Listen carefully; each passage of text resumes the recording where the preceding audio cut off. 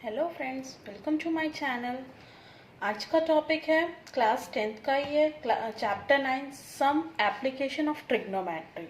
इसको हम height and distance भी कह सकते हैं। हाइट एंड डिस्टेंस एक इम्पॉर्टेंट चैप्टर है जिसका maximum number of marks exam में आता है। इस टाइप के क्वेश्चन सॉल्व करने में स्टूडेंट्स को बहुत प्रॉब्लम आती है। वो लोग कई बार तो चैप्टर ही स्किप कर देते हैं कि ये चैप्टर नहीं करना है क्योंकि ये डिफिकल्ट लगता है, लेकिन ये इतना डिफिकल्ट है नहीं। अगर इसके बेसिक फंडे आप समझ जाओ तो ये इतना डिफिकल्ट चैप्टर नहीं है। इसीलिए मैंने आज आपके लिए ये चैप्टर प्रिपेयर किया है कि एटलीस्ट ये इतना इजी चैप्टर है कि आपको समझ में आ जाए और आप इसे पक्का अटेम्प्ट करें। तो चलिए स्टार्ट करते हैं वीडियो को एंड तक देखिए और चैनल को प्लीज़ सब्सक्राइब करें, लाइक करें, शेयर करें। आप जितना शेयर करेंगे मुझे मोटिवेशन मिलेगा, मैं आपके लिए और अच्छे अच्छे टॉपिक पे वीडियो लेकर आऊँगी। चलिए स्टार्ट करते हैं। चैप्टर है हमारा एप्लीकेशन ऑफ ट्रिग्नोमेट्री। जैसे क्या है, नाम से ये हाइट एंड डिस्टेंस, इसको हम हाइट एंड डिस्टेंस भी कहते हैं। हाइट एंड डिस्टेंस में ऊंचाई और दूरी दो चीज हमें ज़्यादातर नापनी पड़ती है। जब हम हाइट एंड डिस्टेंस की बात करें तो सबसे पहले हमारे पास जो ट्राइंगल आएगा वो हमेशा क्या आएगा, राइट एंगल ट्राइंगल। ट्रिग्नोमेट्री का हाइट एंड डिस्टेंस के जो सॉल्यूशंस होते हैं वो राइट एंगल पे होते हैं। पूरा चैप्टर राइट एंगल पे ही बेस्ड है।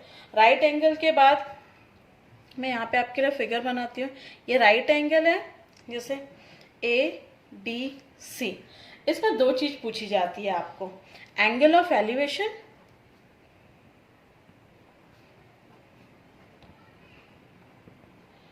और angle of depression. Angle of depression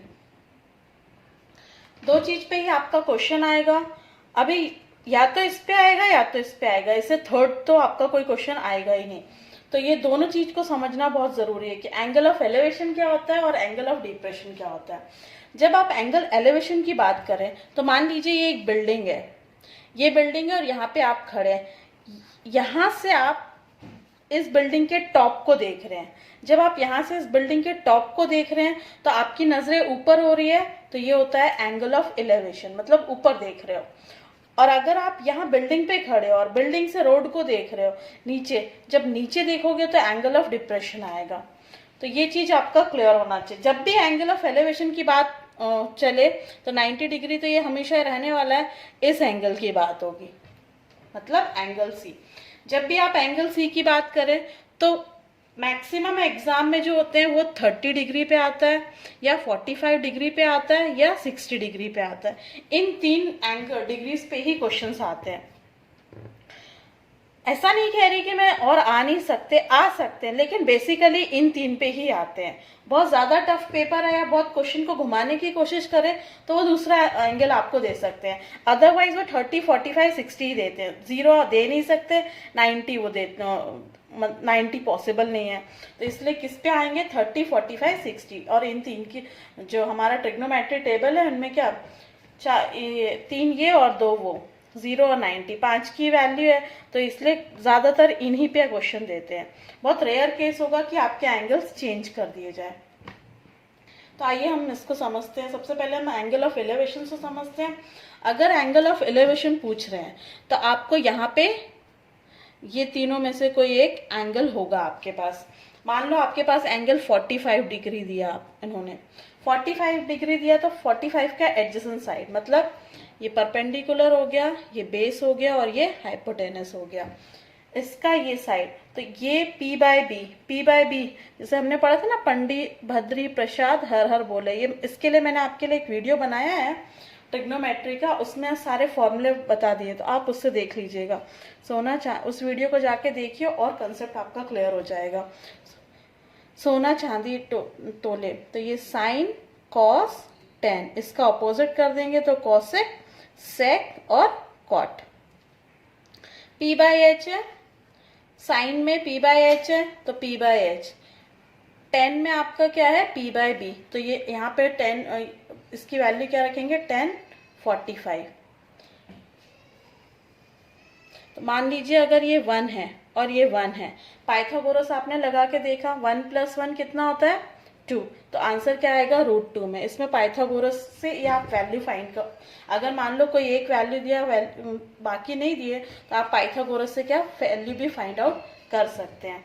तो एंगल ऑफ एलिवेशन में आपका यही है, सिंपली आप क्या करेंगे, इनका रेशियो फाइंड आउट कर लोगे, जैसे 1 और ये 1, तो ये √2 आया।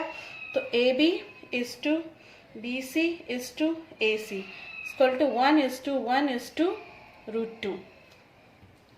इसके अकॉर्डिंग आप सारे जितने आपके साइन, कॉस, टैन, कॉट सबकी वैल्यू फाइंड आउट कर देते हैं। एक मैं आपको करके दिखाती हूँ। जैसे साइन की वैल्यू क्या हो जाएगी, साइन 45, तो क्या है P/H ये रहा, तो 1/√2। कॉस 45 की वैल्यू क्या हो जाएगी, 1 यहाँ पे है आपका कॉस 45 B/H है, B/H तो 1/√2। उसके बाद है tan 45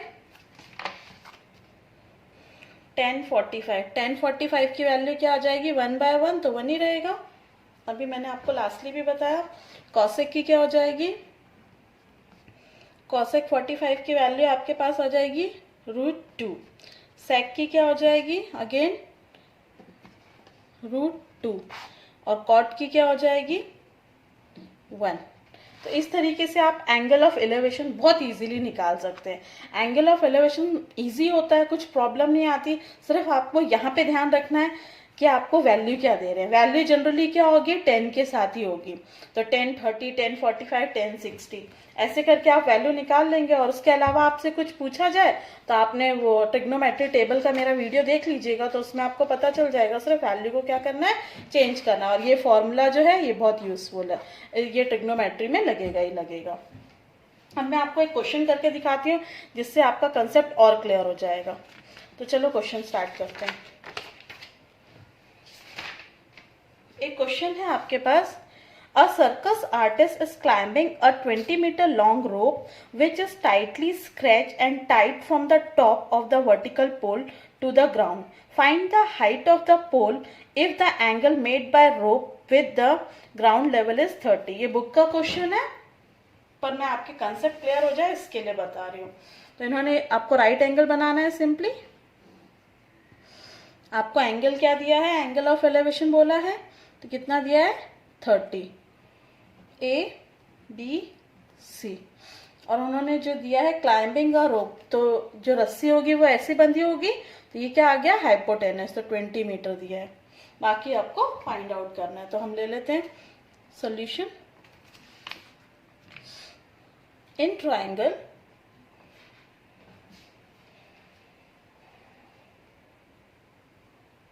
आपको क्या मानना है, पहले तो हम लिख लेते हैं। AB इज अ पोल, मान के चलो आपका क्या है, AB एक पोल है, और AC जो है, AC इज रोप, और जो AC है वो रस्सी है। तो AB पोल है वो हमको पता नहीं, और रोप कितना दिया है 20 मीटर। तो अब ले लेते हैं इन ट्राइंगल ABC। ABC लिया तो AB अपॉन क्या हो जाएगा आपका AC, क्योंकि इन दोनों की बात की है आपके सामने, तो हमें यही लेना पड़ेगा, AB अपॉन AC। पोल की और रस्सी की बात की है, तो पोल हमारा AB था और रस्सी हमारी AC थी। तो AB अपॉन AC क्या हो जाएगा, AB अपॉन AC PB,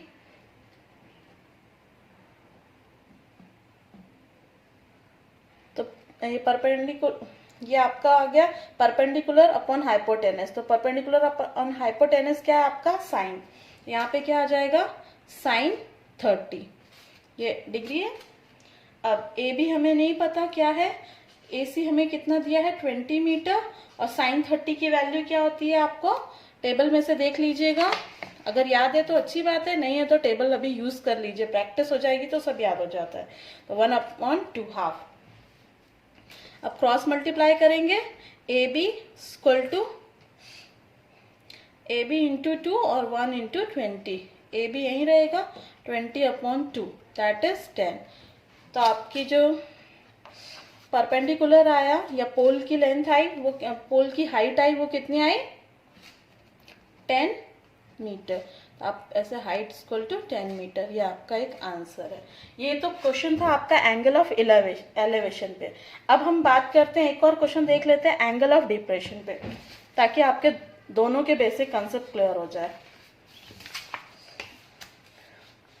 सी क्वेश्चन है, as observe from the top of a 75 metre height lighthouse from the sea level, the angle of depression of two ships are 30 and 45 degree. If one ship is exactly behind the other on the same side of the lighthouse, find the distance between two ships. इसमें हमें क्या बताना है, दो ship चल रही है और दो शिप्स एक दूसरे को सामने से कवर कर रही है, तो उन दोनों के बीच का जो डिस्टेंस है वो हमें फाइंड आउट करना है। तो चलिए हम क्वेश्चन को सॉल्व करते हैं। सबसे पहले हम इसका फिगर देख लेते हैं।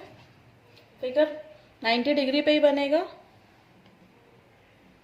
ये है एंगल ऑफ डिप्रेशन। बात करिए तो हमारा स्टार्टिंग पॉइंट ये है, यहाँ से हमें एक शिप यहाँ है और एक शिप यहाँ है, ऐसा मान लीजिए A B C।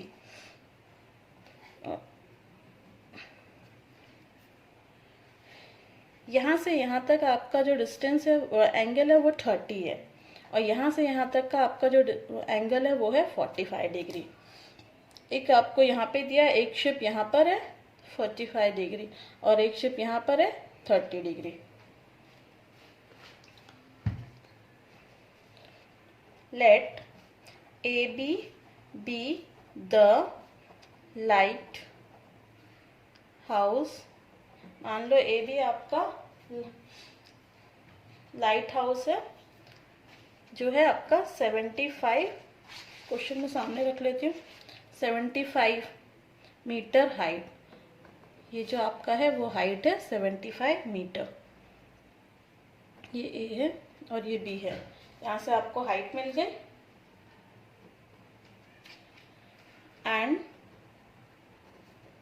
And the two ships be at point C and D। C और D के पॉइंट में दो शिप्स खड़ी है रेस्पेक्टिवली। अब हम स्टार्ट करते हैं। हम पहले एक ट्राइंगल लेंगे, इन ट्राइंगल ABC। एक ट्राइंगल हम लेंगे ABC, तो ये है ABC। ABC ट्राइंगल लिया तो ABC, इसमें भी अब हमें क्या करना है, AB upon BC। AB perpendicular और हमसे क्या पूछा है अभी, डिस्टेंस। तो डिस्टेंस पता करने के लिए हमें क्या चाहिए, बेस। तो AB upon BC equal to, यहाँ पे हमें दिया है तो ये होगा 1045। AB हमें 75 दिया था और BC हमें नहीं पता, फाइंड आउट करना है, और 1045 है 1, तो BC हमारा फाइंड आउट हो गया। कितना आया, 75 मीटर।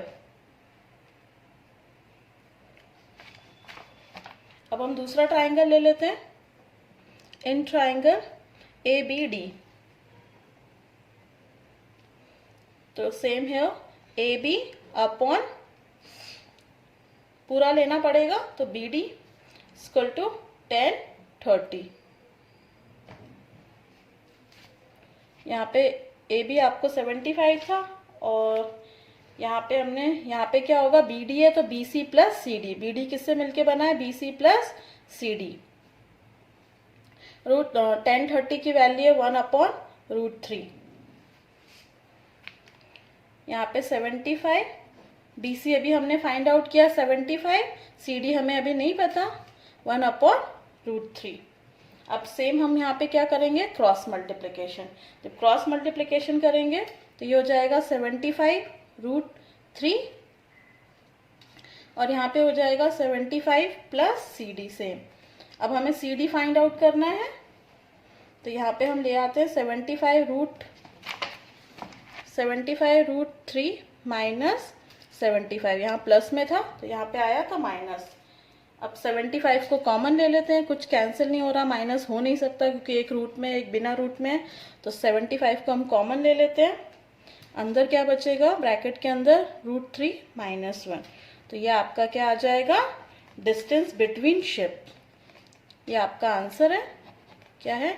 Distance between ships. अगर आपको वीडियो अच्छी लगे तो प्लीज़ सब्सक्राइब करें। इन केस आपको किसी और क्वेश्चन में डाउट है तो कमेंट बॉक्स में मुझे मैसेज करें। Thank you viewer.